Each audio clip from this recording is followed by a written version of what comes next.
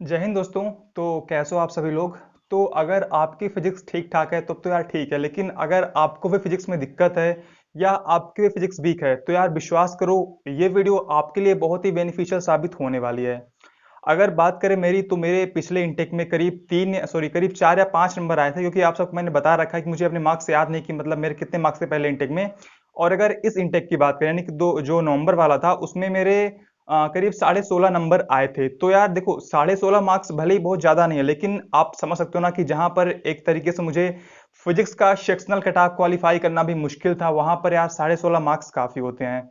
तो वही मैं आप सबको बताने वाला हूँ कि मैंने कैसे क्या किया और आपको कैसे क्या करना चाहिए ताकि आपकी फिजिक्स इंप्रूव हो जाए। तो आपको बस वीडियो को शुरू से इन तक वॉच करना है, बाकी वीडियो के अंत में आप बताना कि आपको वीडियो कैसी लगी। तो चलिए स्टार्ट करते हैं। तो दोस्तों, अगर बात करें मेरे पहले के तरीके की, तो पहले मैं क्या करता था कि मैं अपनी नोट्स को लगातार रिवीजन करता और मैं क्वेश्चन की प्रैक्टिस करने पर बहुत ही कम फोकस कर रहा था।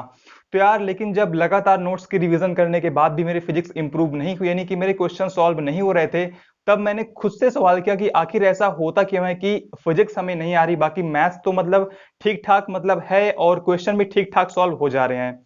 देखो यार, फिजिक्स भी हमारा ही सब्जेक्ट, ये सब्जेक्ट एलियंस के लिए नहीं बना है। यानी कि जितना हमें मैथ्स आती है उतना ही हमें फिजिक्स भी आनी चाहिए, राइट। तो वहां पर मुझे क्या मिला, जब मैंने खुद को अच्छे से ऑब्जर्व किया तो वहां पर मुझे समझ में आया कि हम मैथ्स में क्या करते हैं कि मैथ्स के हम क्वेश्चन की प्रैक्टिस ज्यादा से ज्यादा करते हैं और फिजिक्स में हम अपना ज्यादा फोकस नोट्स की रिवीजन करने पर डाल देते हैं। तो मैंने यहाँ पर थोड़ा सा बदलाव लाना शुरू किया और मैंने एक नए तरीके से पढ़ना शुरू किया, और मुझे लगता है कि ये आपके लिए काफी बेनिफिशियल होने वाला है। दोस्तों, मैंने उसके बाद क्या किया कि मैं अब अपने नोट्स भी सामने ओपन करके रख लेता और साइड में जो मेरी विद्या वाली बुक है, जिसमें ब्रह्मास्त्र बोलता हूँ अपना, मैंने साइड में उसे भी ओपन करके रखना शुरू कर दिया। उसके बाद मैं अपनी नोट से मतलब कोई भी टॉपिक पढ़ता, और टॉपिक पढ़ने के बाद मैं सेम टॉपिक को अपनी बुक में भी देख लेता कि कहीं बुक में कुछ एक्स्ट्रा तो नहीं दिया हुआ है, यानी कि जो मेरे नोट्स में ना हो। और दोस्तों विश्वास करो, आपको बुक देखने से काफी क्लैरिफिकेशन मिल जाएगा, काफी क्लैरिटी मिल जाएगी जो भी आपकी टॉपिक होगी। तो मुझे यहाँ पर थोड़ा सा इंप्रूवमेंट इससे मिला। उसके बाद मैंने क्वेश्चन की प्रैक्टिस के लिए क्या किया, मैं पहले क्या करता था कि मैं मान लो क्वेश्चन की प्रैक्टिस कर रहा हूं। आप सबको पता है कि लूसेंट वाली बुक में करीब 35 क्वेश्चन 30 क्वेश्चन ऐसे दिए होते हैं, राइट। और मैं उन क्वेश्चन में भी, यानी कि जो 30-35 क्वेश्चन भी होते हैं, मैं उन क्वेश्चन में भी जो क्वेश्चन मेरे से सॉल्व हो गए मैंने उसको सॉल्व कर लिए, बाकी जो क्वेश्चन मेरे को नहीं आ रहे मैंने डायरेक्ट उसका आंसर देख लिया आंसर शीट में और आगे बढ़ गया। तो मैंने अब इसे थोड़ा सा बदलना शुरू किया और मैं अब क्वेश्चन की प्रैक्टिस ज्यादा से ज्यादा करने लगा। और मैं जब क्वेश्चन की प्रैक्टिस करता तो मैं बगल में अपनी बुक या नोट्स को ओपन करके रख लेता, यानी कि जो भी क्वेश्चन में मैं फंसता तुरंत मैं नजर डालता अपनी नोट्स पर या अपनी बुक पर कि इस क्वेश्चन में आखिर कंसेप्ट है क्या, ये क्वेश्चन आखिर मतलब मेरे को समझ में क्यों नहीं आ रहा। और यार विश्वास करो, अगर आप ऐसा करोगे तो आपके कंसेप्ट हद तक यहां से बहुत ही क्लियर हो जाएंगे, और अगर आपका जो कंसेप्ट एक बार क्लियर हो गया आप उसे जल्दी से नहीं भूलोगे, यानी कि कम से कम आप 2-3 महीने तो उसे भूलने वाले नहीं हो। तो देखो, आपको क्या करना है कि आपको क्वेश्चन की प्रैक्टिस करते समय अपने जो जो आपकी क्वेश्चन की मतलब बुक हो उसके साइड में आपको अपनी नोट्स या जो भी आप बुक फॉलो करते हो उसे आपको ओपन करके रख लेनी है। और जहां पर जो भी क्वेश्चन में आपको थोड़ा सा भी डाउट होता है, आप तुरंत जाओ अपनी नोट्स में या बुक में, आप उस टॉपिक को देखो कि आखिर इस क्वेश्चन में बोल क्या रहा है, आखिर इस क्वेश्चन में मैं गलती क्या कर रहा हूं या मुझे समझ में क्या नहीं आ रहा है। तो यार देखो, वहां से आपकी कंसेप्ट बहुत ही ज्यादा क्लियर हो जाएंगे, और विश्वास करो, आप जितने ज्यादा क्वेश्चन की प्रैक्टिस करोगे आपके क्वेश्चन सॉरी आपके कंसेप्ट उतने ही ज्यादा क्लियर होंगे। तो मैंने यहां पर यही फॉलो किया कि मैं क्वेश्चन की प्रैक्टिस काफी ज्यादा करने लगा, यानी कि जिस तरीके से आप मैथ्स में क्वेश्चन की प्रैक्टिस करते हो, आप लूसेंट लगाते हो, आर एस अग्रवाल लगाते हो और भी सारी कई बुक्स आप लगाते हो, सेम मैंने ये कंसेप्ट फिजिक्स में अप्लाई किया और यहां से मुझे काफी बेनिफिट मिला।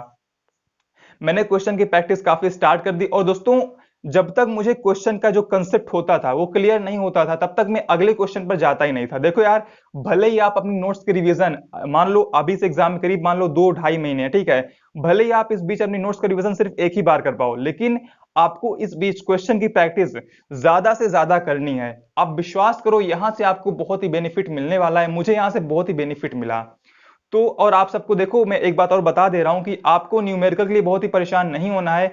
मैं ना तब न्यूमेरिकल सॉल्व कर रहा था और ना ही मैं अब न्यूमेरिकल सॉल्व कर रहा हूं, क्योंकि देखो यार, आप सबको पता है कि आपके एयरफोर्स एग्जाम में मुश्किल से 2-3 न्यूमेरिकल आते हैं, और जो न्यूमेरिकल आते हैं वो टोटली फार्मूला बेस्ड होते हैं। तो यार देखो, मैं न्यूमेरिकल कभी सॉल्व करके गया ही नहीं, मतलब मैंने कभी प्रैक्टिस की ही नहीं न्यूमेरिकल की, और एग्जाम में मेरे करीब 2 या 3 न्यूमेरिकल आए थे और मैंने सभी को बहुत ही अच्छे से सॉल्व कर लिया बिना किसी दिक्कत के, सिर्फ फार्मूला के बेस पर। तो आपको न्यूमेरिकल के लिए बहुत ही परेशान नहीं होना है, आपको सिर्फ कंसेप्ट पर फोकस करना है। तो यार देखो यार, ये तो रहा मेरा पहला पॉइंट। अगर अगले पॉइंट की बात करें तो जहां तक देखो यार, जहां तक पॉसिबल हो सके आप फिजिक्स को फील करना शुरू कर दो। देखो, मैंने फिजिक्स को फील करना शुरू कर दिया, यानी कि आसान शब्दों में कहूं कि मैंने फिजिक्स को रियल लाइफ से कंपेयर करना शुरू कर दिया।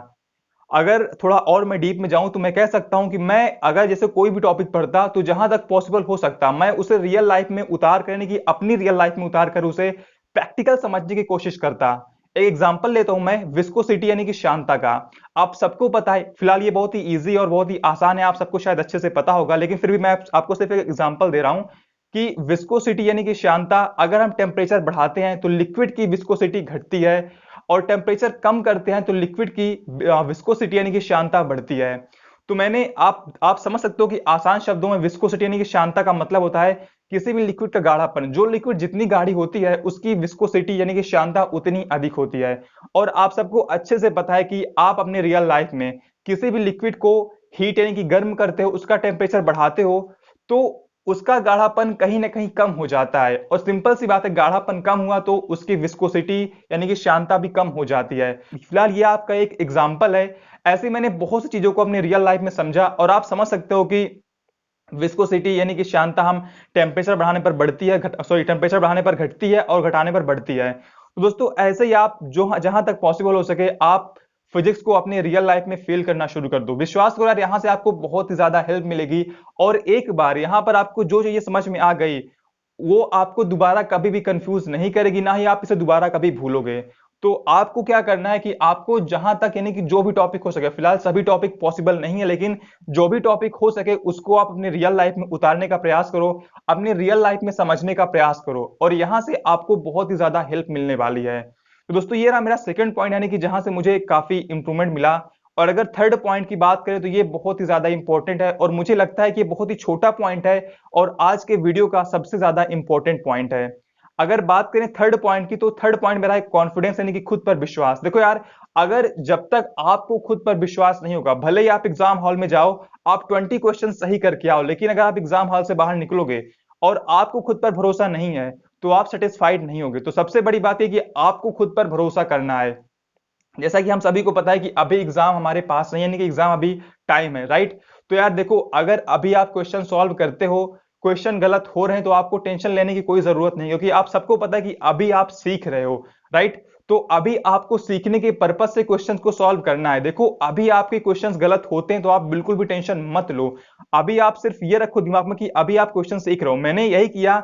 देखो यार, शुरू में क्या था कि मुझे क्या मतलब, मैंने मेंटेलिटी बना रखी थी कि फिजिक्स मुझे नहीं आती है, लेकिन जैसे मैंने मेंटेलिटी ये बनाई कि फिजिक्स मुझे भी आती है, विश्वास करो, वहां से मतलब थोड़ा थोड़ा मतलब मेरा बूस्ट होने लगा और मेरा कॉन्फिडेंस बढ़ने लगा और क्वेश्चन भी मेरे सॉल्व होने लगे। तो आपको क्या करना है, आपको खुद पर भरोसा करना है कि हाँ यार, फिजिक्स मुझे भी आती है, ऐसा नहीं कि यार मुझे नहीं आती है। देखो यार, जहां तक मुझे पता है कि अगर जब तक आप खुद पर विश्वास नहीं करोगे, आप ये मानकर रखो कि हाँ ये चीज मुझे नहीं आती, वो चीज आपको नहीं आने वाली है।